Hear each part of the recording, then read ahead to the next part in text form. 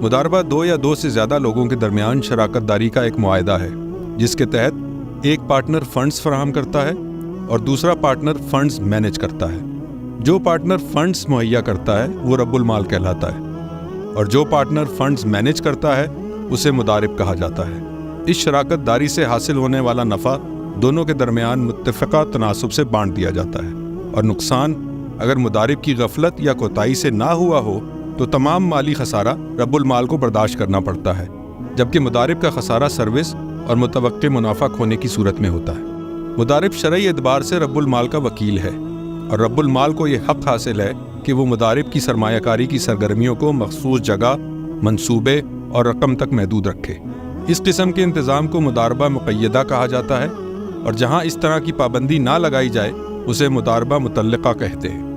مداربہ ان لوگوں کے لیے مفید ہے جن کے پاس سرمایہ ہے لیکن وہ بزنس کرنے کی مہارت نہیں رکھتے یا ان کے پاس بزنس کرنے کا وقت نہیں، جیسا کہ اساتذہ، ڈاکٹر، انجینئر وغیرہ۔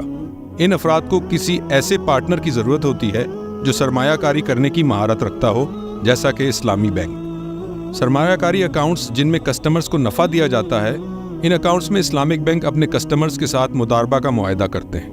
اسلامی اصولوں کے مطابق قرض کے معاملے میں کسی قسم کا نفع یا فائدہ پہنچایا نہیں جا سکتا، اس لیے اسلامک بینک سیونگ اکاؤنٹ میں قرض کے برعکس شراکت داری مداربہ کی بنیاد پر ڈپازٹ وصول کرتے ہیں۔